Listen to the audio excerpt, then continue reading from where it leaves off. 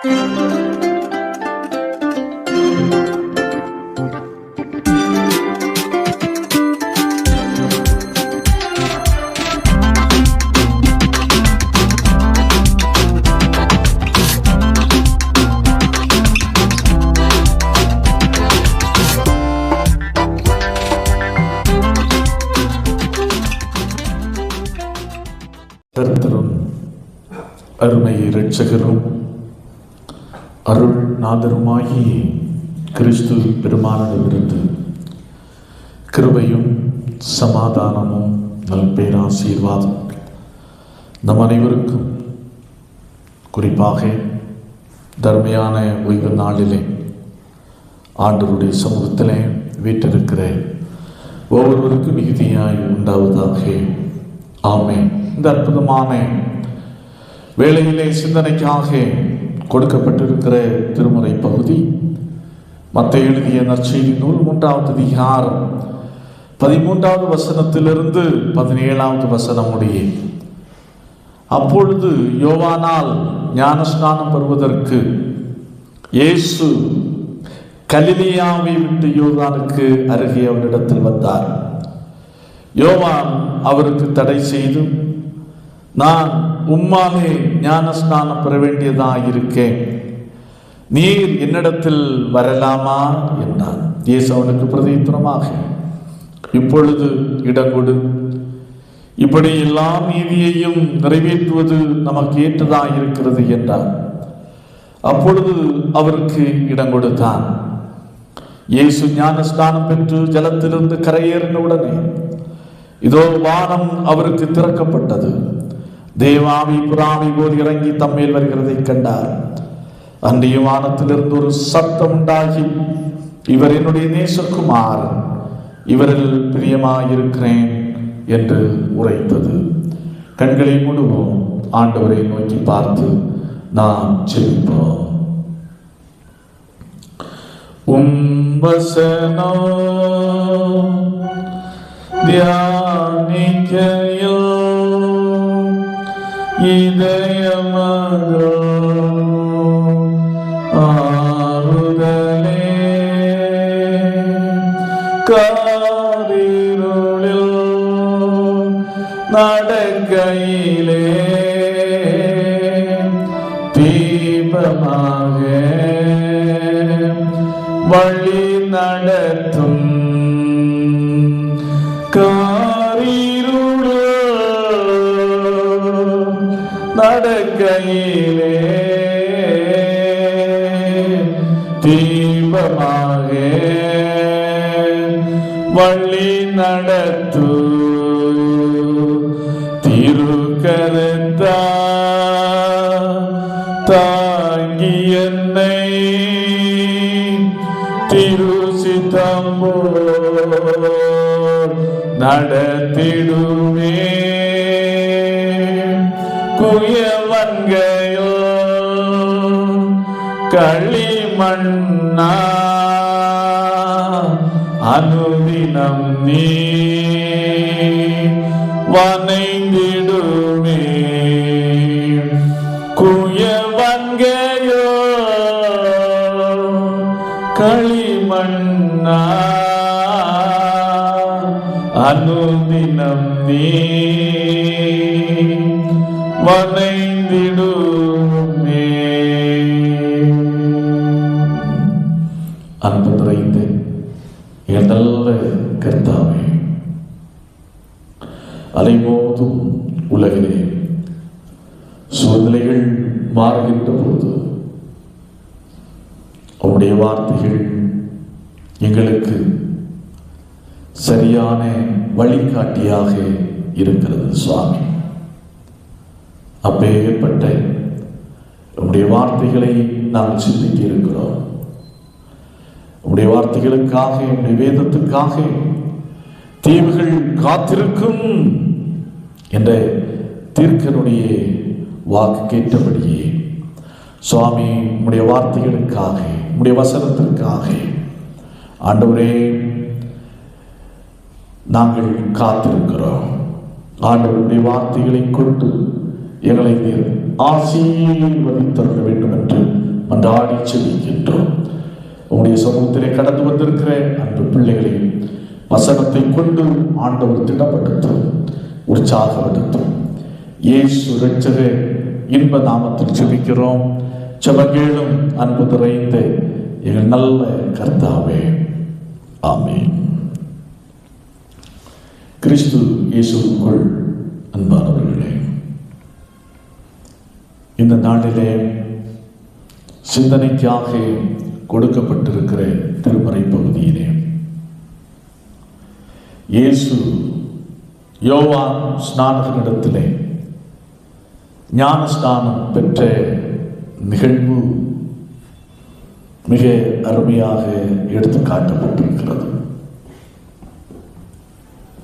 இந்த நாள் அனைத்து மெயின்லைன் திருச்சபைகளும் இயேசு பெற்ற ஞான ஸ்நானத்தை நாளிலே அதிகமாக நினைவு கூறுகின்றன. ஆம் அன்பானவர்களே, இயேசு கிறிஸ்து தம்முடைய 30வது வயதிலே யோவான் ஸ்நானகனிடத்திலே வருகிறார். எதற்காக என்று சொன்னால், ஞான ஸ்நானம் பெறுவதற்காக. யோவான் ஸ்நானகன் தடுக்கின்றார். உம்மாலே ஞான ஸ்நானம் நான் பெற வேண்டியதாயிருக்க நீர் என்னிடத்தில் வரலாமா என்று தடுக்கின்றார். ஆனாலும் அதையும் மீறி, அதையும் தாண்டி இயேசு கிறிஸ்து யோவான் ஸ்நானகனிடத்திலே ஞான ஸ்நானத்தை பெற்றுக்கொள்கின்றார்.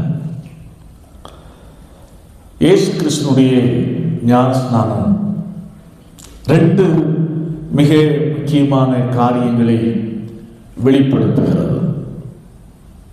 ஒன்று, கடவுளின் திட்டத்திற்கு ஒரு முழுமையான கீழ்ப்படிதலை இயேசு கிறிஸ்துனுடைய ஞான ஸ்நானம் காட்டுகிறது. கடவுளுடைய திட்டத்திற்கு ஒரு முழுமையான கீழ்ப்படிதல். இயேசு கிறிஸ்து பாவமற்றவர். சின்லெஸ் ஜீசஸ் கிரைஸ்ட், பாவமற்ற இயேசு கிறிஸ்து யோவான் ஸ்நானகனிடத்திலே ஞான ஸ்நானத்திற்காக தன்னை ஒப்படைக்கின்றார். வேதம் தெளிவாக சொல்லுகிறது, யோவான் ஸ்நானகன் கொடுத்த ஸ்நானம் மனம் திரும்புதலுக்கேற்ற ஸ்நானம். இயேசு கிறிஸ்துனுடைய பிறப்பு அற்புதமானது. அவர் பரிசுத்த ஆவியினால் கற்பத்தில் உட்பவித்து, அப்படி என்றுதான் வேதம் மிக தெளிவாக சொல்லுகிறது. அப்படி என்று சொன்னால் அவர் பாவமற்றவர்.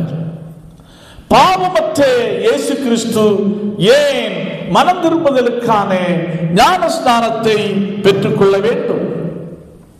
ஏன் மனம் திரும்புதலுக்கான ஞான ஸ்நானத்திற்கு தன்னை திருமுழுக்கினர் யோவானிடம் தன்னை கையளிக்க வேண்டும்? ஒன்றை நாம் புரிந்து கொள்ள வேண்டும். இது இயேசு கிறிஸ்துடைய முழுமையான ஒரு கீழ்ப்படிதலை காட்டுகிறது. யோவான் தடுக்கின்றார். உம்மாலே நான் ஸ்நானம் பெற வேண்டியதா இருக்க நீர் என்னிடத்தில் வரலாமா என்றார். அதற்கு இயேசு கிறிஸ்து ஒரு காரியத்தை சொன்னார். என்ன சொன்னார்னா, அதான் 15வது வசனம் சொல்லுகிறது, இப்பொழுது இடங்கொடு, இப்படி எல்லா நீதியையும் நிறைவேற்றுவது நமக்கு ஏற்றதா இருக்கிறது. ஆம் அன்பானவர்களே, இயேசு கிறிஸ்து பாவிகளின் பக்கம் நின்று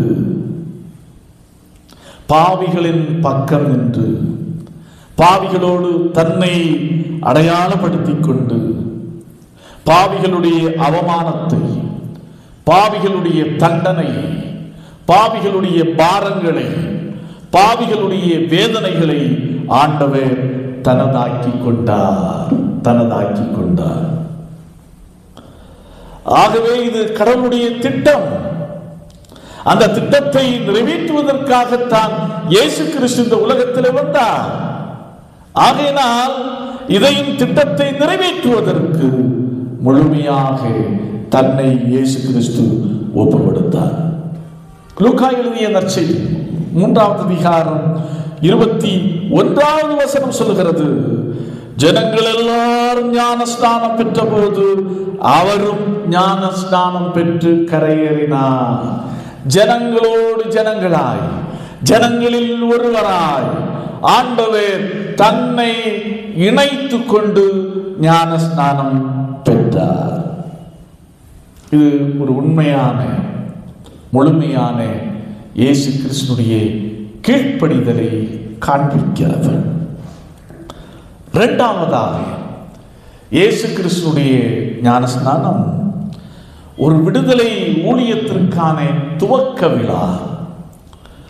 இயேசு கிறிஸ்துடைய ஞானஸ்நானம் இரண்டாவதாக நமக்கு எடுத்து இயம்புகின்ற காரியம் விடுதலை ஊழியத்திற்கான துவக்க விழா.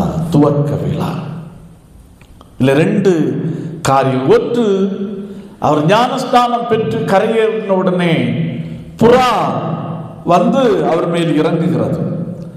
அதைத் தொடர்ந்து ஒரு சத்தம், பரலோகத்திலிருந்து ஒலித்த ஒரு குரல்.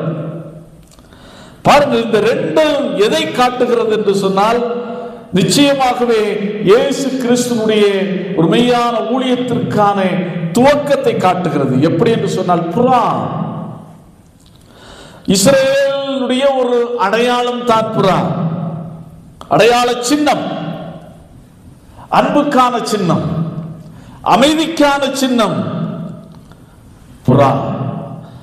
அப்பேற்பட்ட புறா பரிசுத்த ஆவியானவர் எப்பேற்பட்ட வடிவிலே வந்து இறங்குகிறார் என்று சொன்னால், புறா வடிவிலே வந்து இறங்குகிறார்.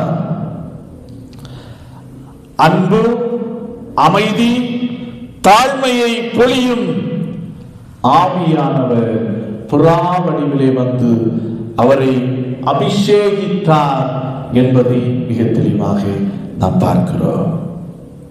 என்னென்று சொன்னால், ஏசாயா தீர்க்கதரிசி சொல்லுகிறார். என்ன சொல்லுகிறார் என்றால், இன்றைக்கு வாசித்து கேட்ட பழைய பாட்டு பகுதியிலே ஏசாயா தீர்க்கதரிசி புஸ்தகம் 42வது அதிகாரம் 6வது வசனத்திலே பார்க்கின்ற போது, குருடருடைய கண்களை திறக்கவும், கட்டுண்டவர்களை காவலில் இருந்தும், இருளில் இருக்கிறவர்களை விடுவிக்கவும். அப்போ ஸ்பெஷல் அனாயிண்டிங் இந்த ஞானஸ்நானத்தின் மூலமாய் அருமை இரட்சகராக இயேசுவுக்கு அருளப்படுகிறது. ஏனென்று சொன்னால், விடுதலை பணிக்காக. அடுத்தது பாருங்கள், ஒரு ஒலித்த ஒரு குரல், பரலோகத்திலிருந்து கேட்ட சத்தம். என்ன சத்தம்? நீ என் அன்பு பிள்ளை, நான் உம்மில் பிரியமாயிருக்கிறேன். நீ என் அன்பு பிள்ளை, நான் உம்மில் பிரியமாயிருக்கிறேன். ஞானஸ்நானத்தின் மூலமாய் கடவுள் உறுதிப்படுத்துகின்றார். உலகத்திலே நீ அனுப்பப்பட்டிருக்கிறாய். உலகத்திலே மகத்தான பணி வைக்கப்பட்டிருக்கிறது. நிறைவேற்ற வேண்டிய காரியம் ஏராளமாயிருக்கிறது. ஆனால் ஒன்று நினைவில் வைத்துக்கொள், நீ என் அன்பு பிள்ளை, நீ என் அன்பு பிள்ளை என்பதை கடவுள் உறக்க சொல்கிறார். எல்லாருடைய காதுகளை கேட்க உறக்க அந்த குரல் வருகின்றது. ஆம், கிறிஸ்துவுக்குள் அன்பானவர்களே, இயேசு கிறிஸ்துவுடைய ஞானஸ்நானம், இதைத் தொடர்ந்து அவருடைய ஊழிய பயணம் ஆரம்பமாகிறது. இயேசு கிறிஸ்துவுடைய இந்த ஞானஸ்நானம் விடுதலை ஊழியத்திற்கான ஒரு துவக்க விழா என்பதை நாம் புரிந்து கொள்ள வேண்டும். நம்முடைய வாழ்க்கையிலே ஞானஸ்நானம் கொடுக்கின்ற அர்த்தம் என்ன? நாமும் சில நேரத்திலே சிறு பிள்ளையாய் இருக்கும்போது நான் ஞானஸ்நானத்தை பெற்றிருக்கக்கூடும்.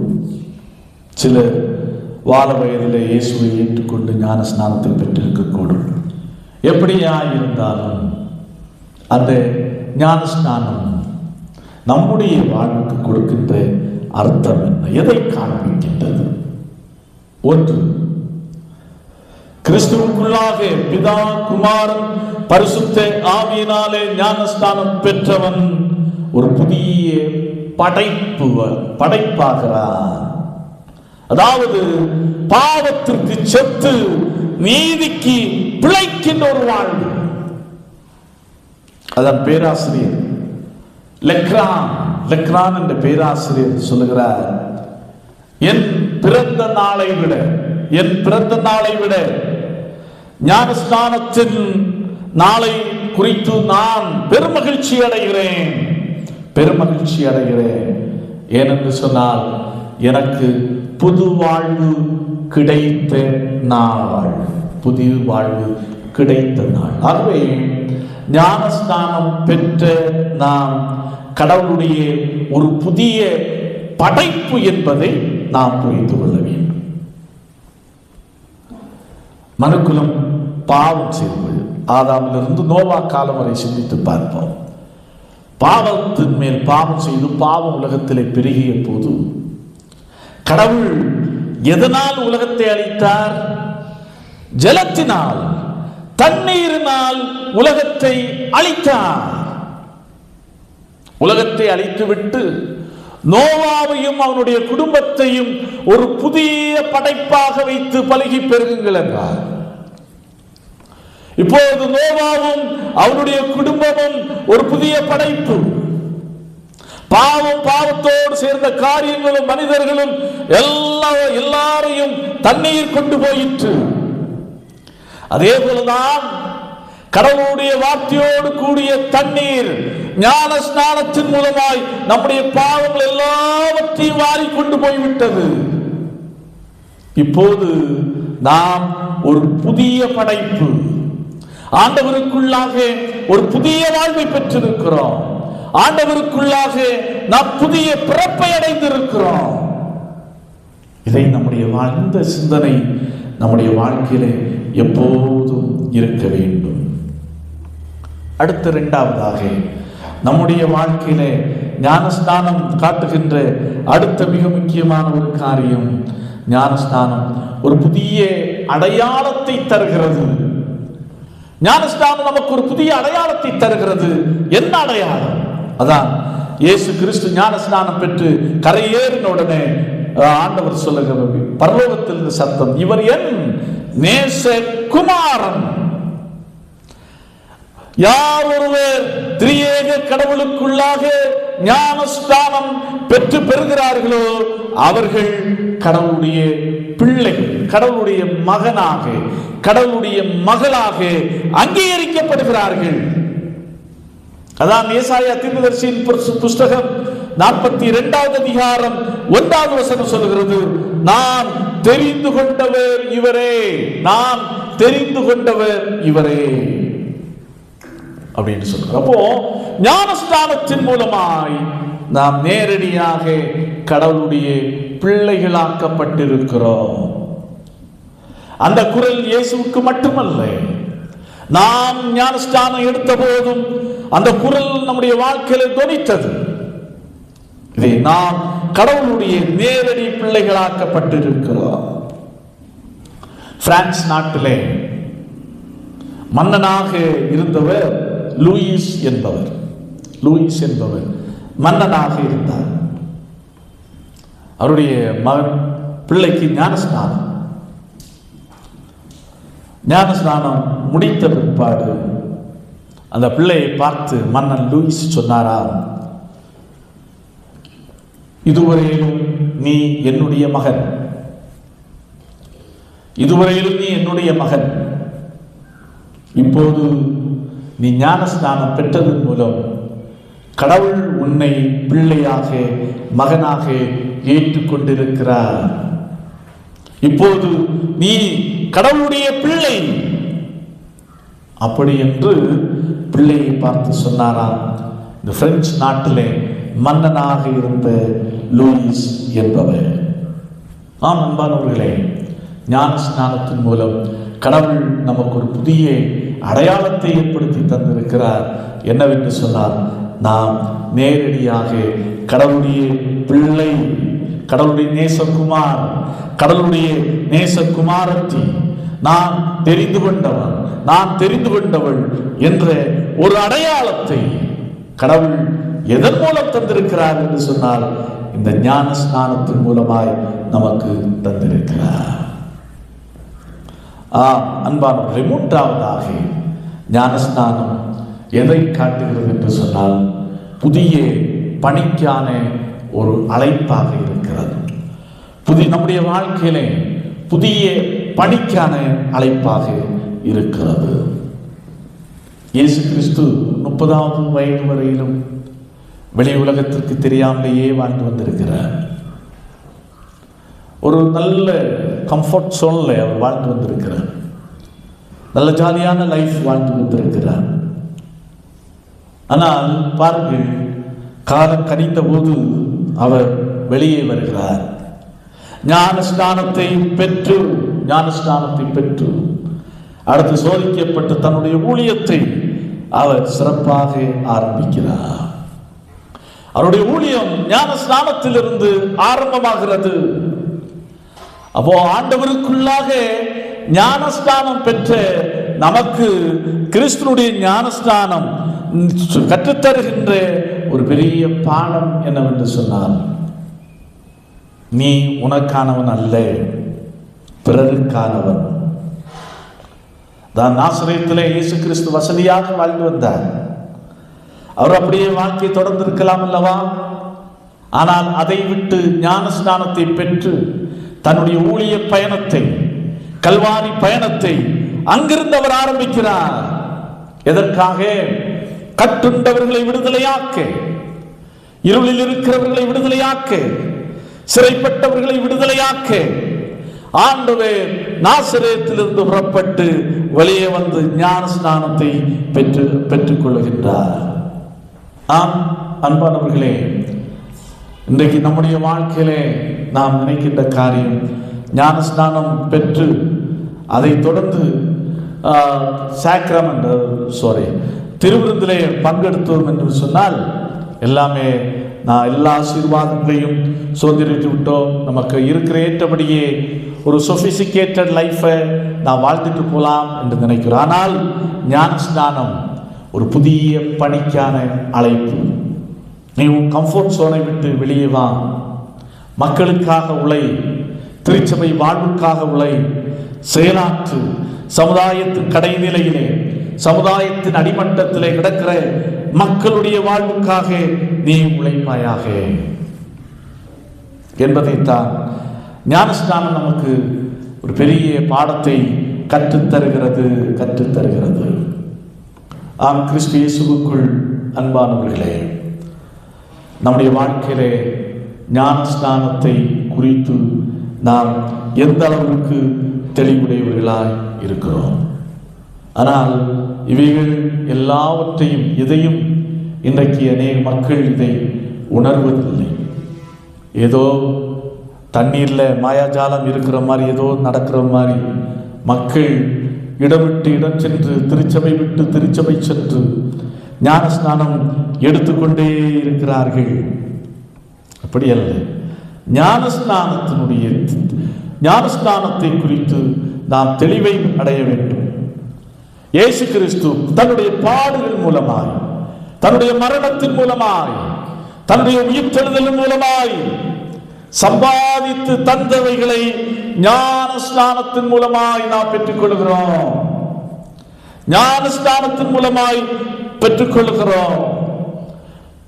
அதாவது பாவத்திலிருந்து விடுதலை, பிசாசின் வல்லமையிலிருந்து விடுதலை, சாபத்திலிருந்து விடுதலை, இவைகளை எல்லாம் இயேசு கிறிஸ்து தன்னுடைய பாடு, மரணம், உயிர்த்தெழுதல் மூலமாய் நமக்கு சம்பாதித்து தந்திருக்கிறார். நித்திய வாழ்வை சம்பாதித்து தந்திருக்கிறார். இவைகளை ஞானஸ்நானத்தின் மூலமாய் நாம் பெற்றுக்கொள்கிறோம். அப்போ ஞானஸ்நானம் என்பது வயது, ஒரு குறிப்பிட்ட வயதினருக்கு அல்ல, எல்லா மக்களுக்கும் உரியது, இன்க்ளூடிங் சில்ட்ரன். அதான் வேதம் சொல்கிறது. இயேசு கிறிஸ்து மிக தெளிவாக சொல்றார், சிறு பிள்ளைகள் என்னிடத்தில் வருவதற்கு இடம் கொடுங்கள், அவர்களை என்ன செய்யாதீர்கள், தடை செய்யாதிருங்கள். ஞானஸ்நானம் பிள்ளைகளுக்கும் உரியது, அவர்களை நீங்கள் தடை செய்யாதிருங்கள். அப்படி என்றுதான் இயேசு கிறிஸ்து திருவிழப்படுகிறார். கிறிஸ்து இயேசுவுக்குள் அன்பானவர்களே, நாம் உணர்வோம், சிந்திப்போம். இயேசு கிறிஸ்துடைய ஞான ஸ்நானம் இந்த நாளில் நம்முடைய நாம் பெற்ற ஞான ஸ்நானத்தை நமக்கு உணர்த்தி இருக்கிறது.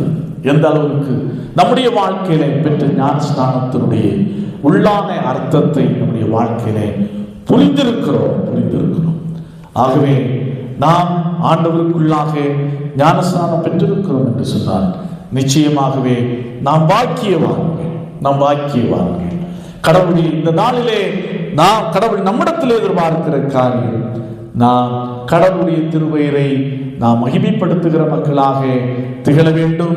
மட்டுமல்ல, நாம் ஞானஸ்நானம் பெற்றவன் என்ற உணர்வு, நினைவு எப்போதும் நம்மிடத்திலே இருக்கும் என்று சொன்னால் நிச்சயமாய் நம்முடைய ஆன்மீக வாழ்வின் ஓட்டம் மிக சிறப்பாக அமையும்.